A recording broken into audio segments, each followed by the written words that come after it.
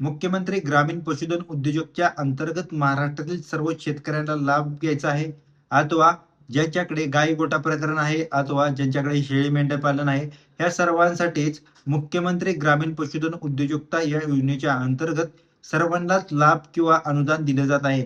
तर भरपूर साऱ्यांना असा प्रश्न पडलेला आहे किंवा सोशल मीडियावरती असं जास्त व्हायरल होत आहे की महाराष्ट्रातली मुख्यमंत्री ग्रामीण पशुधन उद्योजकता योजनेच्या अंतर्गत फॉर्म भरण्यास सुरुवात झालेली आहे.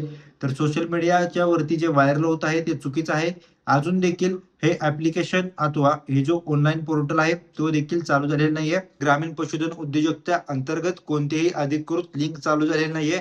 अधिकृत लिंक चालू झाल्यापर्यंत मी तुमच्यापर्यंत खात्रीशीर पोहोचवतोच.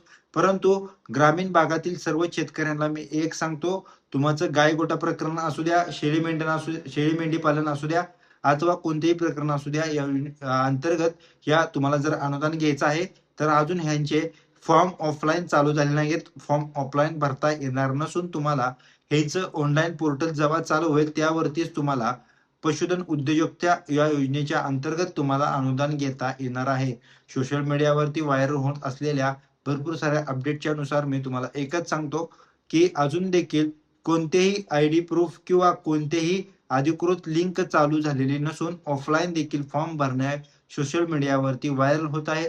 परंतु असं नाहीये की तुम्हाला ऑनलाईनच फॉर्म भरावे लागणार आहेत. ऑफलाईनसाठी तुम्हाला कोणताही ऑप्शन येणार नाहीये.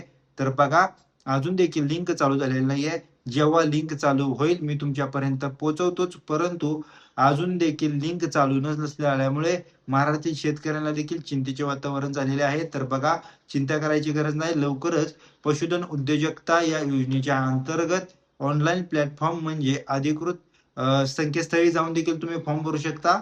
ही जी अजून देखील चालू झाली नसल्यामुळे तुम्हाला कोणतेही अपडेट अजून आलेले नाहीये. हे जे फॉर्म भरायचे तुम्हाला फक्त ऑनलाईनच तुम्ही वेबसाईटवरून लिंकवरून भरू शकता. भरपूर साऱ्याला जर लिंक किंवा भरपूर साऱ्याला अजून काही डॉक्युमेंट्स किंवा मी डिस्क्रिप्शन बॉक्समध्ये देतोच. परंतु तुम्ही जरी आपल्या YouTube चॅनलवरती नवीन असाल तर आपल्या YouTube चॅनलला लाईक, शेअर, सबस्क्राईब देखील करायचं आहे, जेणेकरून तुम्हाला डेली अपडेट मिळून जातील. धन्यवाद.